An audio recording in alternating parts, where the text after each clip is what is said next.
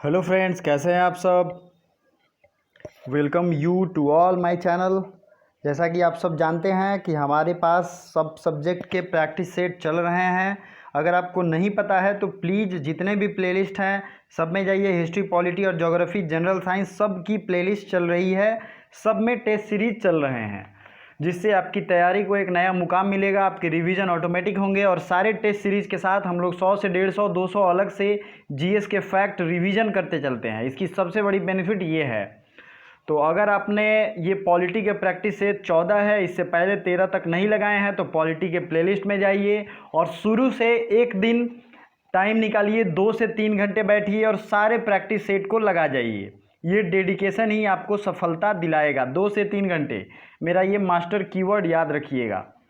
Next है, अगर आपको किसी भी तरीके की असिस्टेंट चाहिए या फिर आपको कुछ पूछना हो, सजेशन लेना हो, तो आप मेरे इस फेसबुक आईडी पे मुझे कांटेक्ट कर सकते हैं। साथ ही साथ अगर आपको करंट अफेयर्स की पीडीएफ भी खरीदनी हो तो आप मुझे यहाँ मेरा नंबर लेके उस पर स्क्रीनशॉट भेजेंगे पेमेंट का, मैं आपको डायरेक्टली व्हाट्सएप कर दूँगा।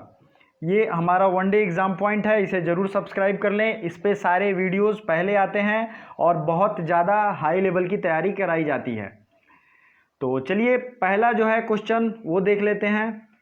और एक चीज़ मैं क्लियर कर दूं, आज का जो भी ये टेस्ट सीरीज़ है ये इतना ज़्यादा इम्पोर्टेंट है कि इस सेक्टर से सबसे ज़्यादा सवाल आपके परीक्षा में पूछे गए हैं। तो पूरा ज़रूर देखिएगा। 25 क्वेश्चन के 25 क्वेश्चन अगर आपने कर लिए तो आपको बहुत ज़्यादा बेनिफिट मिलेगा। तो चलिए शुरू करते हैं। पहला क्वेश्चन है, procedure established by law taken from which country. विधि के द्वारा स्थापित प्रक्रिया किस देश से लिया गया है। ऑप्शन एक है जापान, ब्रिटेन, रूस और चीन। बताइए राइट आंसर। मैं सबका राइट आंसर कमेंट बॉक्स में देखना चाहता हूँ। देखता हूँ कितने लोग इसका सही आंसर दे पाते हैं, बताइए। तो बहुत कम लोगों ने इसका सही आंसर दिया है। तो जापान से ये प्रोविज़न लिया गया है। एक ही ये चीज़ जापान से ली गई है, तो आपको याद करने में दिक्कत नहीं होनी चाहिए। अब बात कर लेते हैं ब्रिटेन से। ब्रिटेन से आपको पता है पार्लियामेंट्री गवर्नमेंट का सिस्टम लिया गया है। Rule of law, legislative procedure, जो हमारे में विधेयक आते हैं, ऑर्डिनेंस बनते हैं, ये सारा प्रोसेस वहाँ से लिया गया है। Single citizenship, cabinet system, writs दे देखते होंगे आप, एक अलग तरीके का रीट्स होता था, प्रीरोगेटिव रीट्स अभी भी होता है। पार्लियामेंट्री प्रिविलेजेस, मतलब पार्लियामेंट में जो भी उनके विशेषाधिकार होंगे वो, और द्विसदनात्मक व्यवस्था, ये सब ब्रिटेन से लिए गए हैं। रशिया से क्या लिए गए हैं बताइए, बहुत लोगों को ये पता भी होगा। तो रशिया से फंडामेंटल ड्यूटी लिए गए हैं, ideal of justice, social, economic and political, preamble में, ये तीनों लिए गए हैं रशिया से। नेक्स्ट जो है यूएस, यूनाइटेड स्टेट का भी याद रखना है क्योंकि सबसे ज़्यादा इन्हीं तीनों से सवाल पूछे गए हैं। यूएस से जो है फंडामेंटल राइट, ठीक है, इंडिपेंडेंस ऑफ जुडिशियरी की एक तरीके से स्वतंत्रता, जुडिशियल रिव्यू, ठीक है, judicial review, impeachment of president, आपको पता है ना, राष्ट्रपति का महाभियोग, ये भी लिया गया है कहाँ से, यूएस से। अब अगला removal of supreme court and high court जज, जो भी मतलब इम्पीचमेंट के प्रोसेस से जो भी हटते हैं, ये सब लिया गया है यूएस से। और वाइस प्रेसिडेंट का पोस्ट, मतलब कि जो पद है वाइस प्रेसिडेंट का, ठीक है, ये लिया गया है किससे, तो अमेरिका से। दोस्तों आप मुझे कमेंट करके ये बताओगे कि प्रेसिडेंट और वाइस प्रेसिडेंट दोनों का नाम और उनका क्रम क्या है, सीरियल क्या है। अभी वीडियो को पॉज कीजिए और मुझे बताइए। नेक्स्ट क्वेश्चन देखते हैं। Free legal add is included in DPSP. DPSP का आप शॉर्ट फॉर्म में मैंने लिखा है directive principle and states policy. तो मुफ्त कानूनी सलाह, ये जो है किस संशोधन में जोड़ा गया है। दोस्तों मैं चीज़ एक आपको बता दूं, फ्री लीगल एड जो है ये डीपीएसपी में भी है और राइट टू मतलब फंडामेंटल राइट में भी है। तो ये कब जोड़ा गया, डीपीएसपी में, इसकी बात हो रही है। क्वेश्चन को ध्यान से पढ़ना है और तब करना है, तभी आप एग्ज़ाम में अच्छे मार्क्स लेके आओगे। तो ये जो है पहली बात तो आपको ये देखनी है कि ये आर्टिकल 39A के बारे में बात किया जा रहा है, 39A के बारे में, और ये आया है 42वें संविधान संशोधन 1976 में। 1976 में इस एक्ट को लाया गया। आपको पता है इसे मिनी कॉन्स्टिट्यूशनल एक्ट भी कहते हैं, mini constitutional amendment act, please note कर लीजिए। ठीक है, आपको ये ध्यान रखना है। 42वें में कुछ और भी चीज़ों के बारे में एडिशन किया गया था, जैसे कि to secure opportunities for healthy development of children, बच्चों के एक संतुलित और हेल्दी विकास के लिए जोड़ा गया 42वें संविधान संशोधन में। Free legal aid and equal justice, ये भी जोड़ा गया। Take steps to secure participation of worker in management of industries, worker का एक तरीके से पार्टिसिपेशन का भी प्रोविजन किया गया इस आर्टिकल में। तो जब डिटेल में आप लोग पढ़ोगे तो मैं आपका बस रिवीजन करा रहा हूँ। नेक्स्ट है, आपको ये सारे ऑप्शन भी देखने चाहिए। 97वां संविधान संशोधन में कोऑपरेटिव सोसाइटीज़ को लेकर आया गया। 86 संविधान संशोधन, वीडियो को अभी पॉज कीजिए, अब मोस्ट इंपॉर्टेंट है, इसका आंसर मुझे कमेंट बॉक्स में चाहिए। 44वां संविधान संशोधन भी बहुत ज़्यादा जरूरी है, इसे भी आप याद रखेंगे। नेक्स्ट है, about which article Ambedkar says it is the very soul of the constitution and the very heart of it. Ambedkar ने किस अनुच्छेद को संविधान की आत्मा कहा है? आर्टिकल 132, 32, 33 या फिर 34? तो ये कहा है आर्टिकल 32 को, 2 जो है वो राइट आंसर है। अब देखिए, आपको 32 तक तो जनरली याद होता है, लेकिन क्या आपको 33, 34, 35 याद है? ये भी एक तरीके का फंडामेंटल राइट ही है, लेकिन ये किससे रिलेटेड है आपको याद रखना चाहिए, क्योंकि ये बार बार एग्जाम में पूछा जाता है। आर्टिकल 33 जो है ये है, पार्लियामेंट को ये पावर है कि एयरफोर्स, नेवी और आर्मी इन तीनों के फंडामेंटल राइट को कम कर दे या छीन ले। इनका कोई अपना फंडामेंटल राइट नहीं होता है हमारी तरह, जैसे हम कुछ भी बोल सकते हैं, ये नहीं बोल सकते हैं। ठीक है, और इसी तरीके से आर्टिकल 34 जो है ये मार्शल लॉ के बारे में है। तो सीधे क्वेश्चन में आता है मार्शल लॉ आर्टिकल किस में है? तो 34 में। 35 में क्या है? 35 में सिंपल सी बात है, फंडामेंटल राइट से रिलेटेड किसी भी तरीके का सुधार या फिर विस्तृत उसमें चेंज, ये सिर्फ अधिकार पार्लियामेंट को है, ना कि किसी स्टेट लेजिस्लेचर को। तो आई होप आपकी रिवीजन अच्छे से हो रही है, तो वीडियो को लाइक जरूर कर दें। Which article grants protection to linguistic minorities, ध्यान से देखिए, कौन सा अनुच्छेद भाषाई अल्पसंख्यक के अधिकार की बात करता है? तो बताइए राइट आंसर। 28, 29, 30 और 35। तो ये कौन है? ये है 29। आर्टिकल 29 में भाषाई और रिलीजियस, मतलब कि धार्मिक, दोनों तरीके की माइनॉरिटीज़ के प्रोटेक्शन की बात की गई है। उनके लैंग्वेज के, उनके कल्चर के, सबकी प्रोटेक्शन की बात आर्टिकल 29 करता है। और आर्टिकल 30 में क्या है? उन्हीं माइनॉरिटीज़ के एजुकेशनल इंस्टीट्यूशंस, मतलब कि शैक्षणिक संस्थान को गठित करने का अधिकार है। नेक्स्ट है right to free legal aid. ऊपर डीपीएसपी वाला था और ये राइट है, अधिकार है। ये किस आर्टिकल में वर्णित है? ये इसमें मैक्सिमम 90% लोगों की गलत होने की संभावना है। मैं देखता हूँ, मैं लाइव देख रहा हूँ कितने लोगों का सही हो रहा है। 20, 23, 22 और 21 बताइए। तो ये है आर्टिकल 21। आर्टिकल 21 में क्या है बताइए right answer. 4 is the right answer. Article 21 के बारे में जो भी डिटेल है ये आपको ध्यान रखना है। बहुत ब्रॉड प्रोस्पेक्ट है इसका। Protection of life and personal liberty, जीवन की स्वतंत्रता। ठीक है, ये है आर्टिकल 21 में। इसी के अंदर सुप्रीम कोर्ट ने मेनका गांधी केस में, और उसके बाद और भी केस हुए हैं। किस केस में? मेनका गांधी। इसमें सब कुछ बताया है कि किसी व्यक्ति को जीने का अधिकार सिर्फ उसे ऐसे नहीं, उसको जो है राइट टू शेल्टर होना चाहिए, राइट टू हेल्थ होना चाहिए, राइट टू लाइवलीहुड होना चाहिए, राइट टू प्राइवेसी होना चाहिए, right to free legal aid होना चाहिए। तभी एक वो एक तरीके से कहेंगे justified on and decent life जी पाएगा। ठीक है, किसी भी व्यक्ति को कानूनी सलाह का अधिकार आर्टिकल 21 में है। आर्टिकल 20 में क्या है प्लीज़ कमेंट बॉक्स में मुझे कमेंट करके बताएं। नेक्स्ट है who was the constitutional adviser of the constitution. संवैधानिक सभा के सलाहकार कौन से थे? तो बताइए सलाहकार कौन थे? BN राव, अंबेडकर, राजेंद्र प्रसाद या फिर सच्चिदानंद सिन्हा। कौन से थे? देखता हूं कितने लोगों का सही होता है। ये थे BN राव, एक जो है वो राइट आंसर है। Doctor Bhimrao Ambedkar drafting committee के हेड थे। राजेंद्र प्रसाद संविधान सभा के परमानेंट प्रेसिडेंट थे। और सच्चिदानंद सिन्हा ये इम्परमानेंट या फिर अस्थायी अध्यक्ष थे। Right to privacy in which article, गोपनीयता का अधिकार, इस पे सुप्रीम कोर्ट ने जजमेंट भी दिया था 2015 में। तो बताइए ये अधिकार है आर्टिकल, दोस्तों अभी मैं इसका आंसर बता चुका हूँ, 3 होगा, आर्टिकल 21। राइट टू राइट कह रहा हूँ, organise village panchayat in which article, ग्राम पंचायत की व्यवस्था, उसका एक तरीके से प्रबंधन, ये आर्टिकल 40, 44, 48 या 49 किस में है? देखते हैं कितने लोगों का सही होता है। तो ये है आर्टिकल 40 में, और ये महात्मा गांधी के आदर्शों से प्रेरित है। Village panchayat and cottage industry दोनों जो है डायरेक्टिव प्रिंसिपल में इंक्लूड किए गए हैं। आर्टिकल 44 क्या है? तो ये है यूनिफॉर्म सिविल कोड। अच्छा, एक भारत का एक ऐसा राज्य जिसमें यूनिफॉर्म सिविल कोड लागू है पहले से ही, वो है गोवा।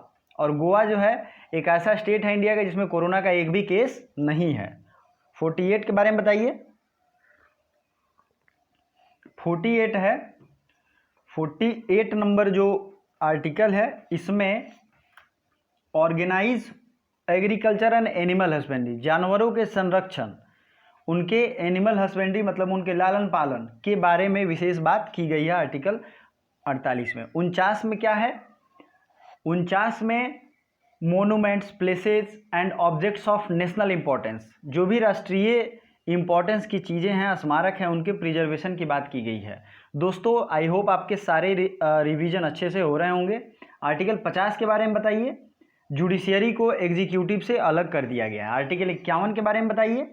तो इंटरनेशनल पीस एंड प्रॉस्पेरिटी मतलब अंतर्राष्ट्रीय शांति एवं व्यवस्था को बनाए रखने की बात आर्टिकल 51 में की गई है।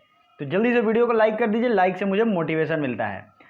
दोस्तों अगर आप लोग डिमांड करोगे तो मैं डेली भी लेके आऊँगा, बट देखता हूँ आप लोग बहुत कम इंटरेस्टेड रहते हैं। तो अगर आप लोग को इंटरेस्टेड है और डेली आप लोग चाहते हैं तो मुझे कमेंट करके यार बता दो, क्योंकि मैं वीडियो बहुत मेहनत से बनाता हूँ। इस वीडियो को बनाने में एटलीस्ट 5 घंटे लगे हैं, फिर भी आप लोग ना लाइक करते हो ना कमेंट करते हो, तो ये अच्छा नहीं लगता है। Right to education came by which amendment act? तो राइट टू एजुकेशन जो है वो किस अमेंडमेंट एक्ट से आया बताइए।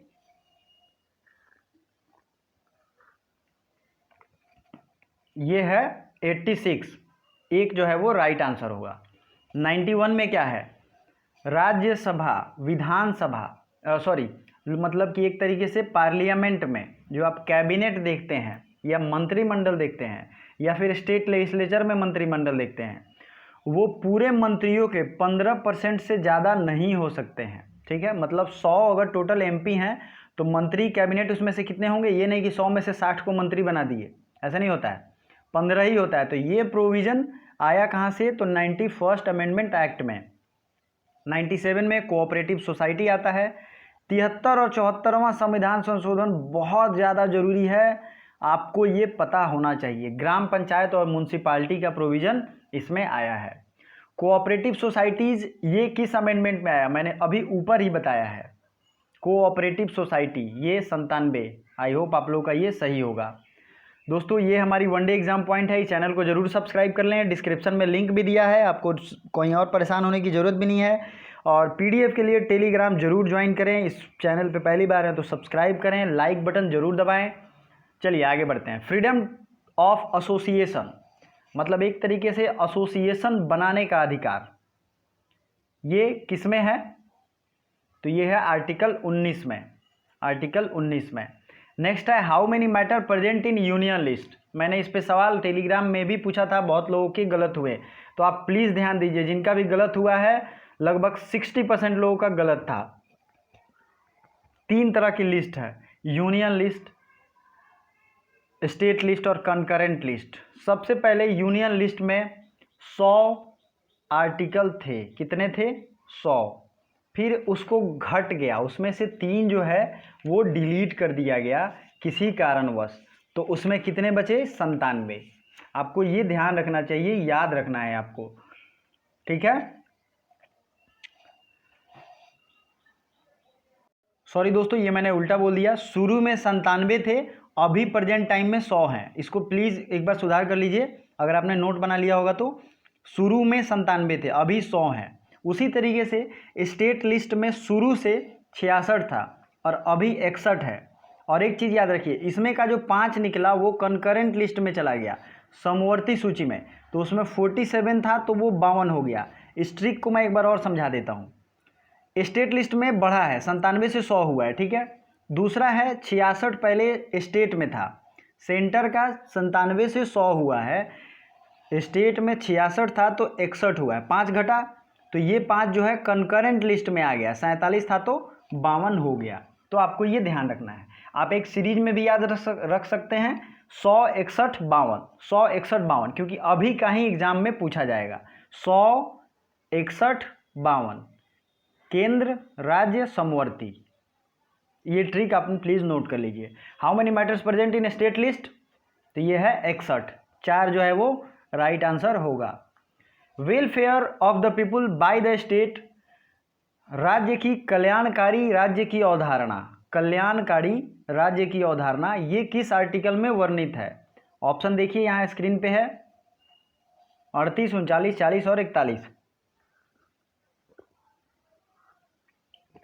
ये है आर्टिकल 38, ठीक है दोस्तों।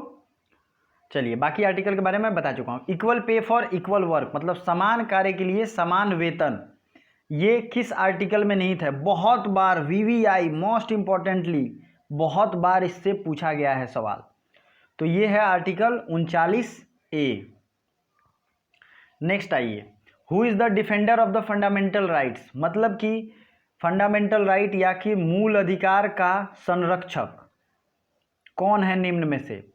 Supreme court, high court, parliament या फिर दोनों, सुप्रीम कोर्ट और हाई कोर्ट?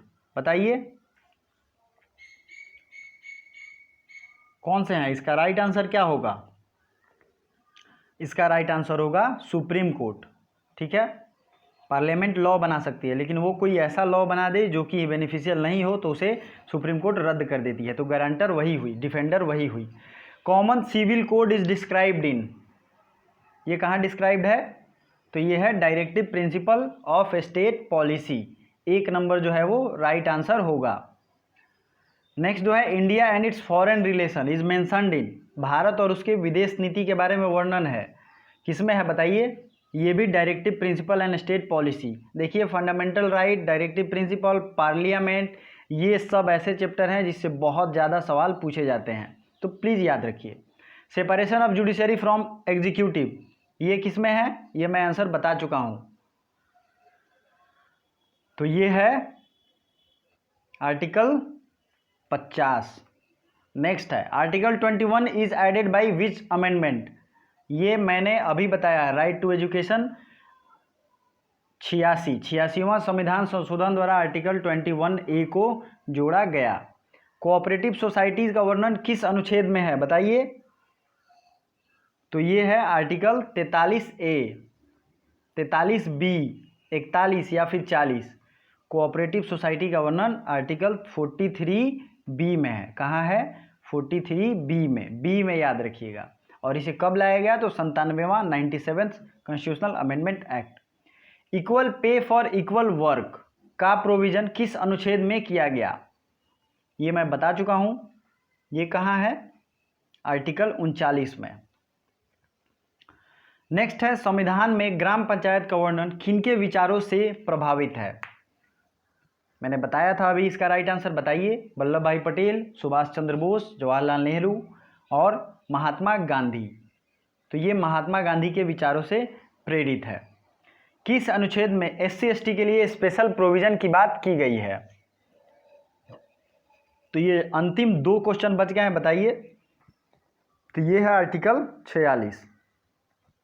नेक्स्ट है, राज्य के नीति निर्देशक तत्वों में कितने वर्ष के बच्चों के लिए प्रावधान किया गया है? ध्यान से सुनिएगा, राज्य के नीति निर्देशक तत्वों में, directive principle of state policy में, which age children has included for education, generally education purpose के लिए ये किया गया है। तो ये कौन से एज के ग्रुप के हैं? ऑप्शन 1 है 0 से 6, 6 से 14, 6 से 12 और 7 से 14। तो इसको ध्यान से देख लीजिए। इसका चाहता हूँ कि जिन लोगों ने भी लास्ट तक देखा है वो इसका कमेंट लास्ट तक करें। Thank you so much.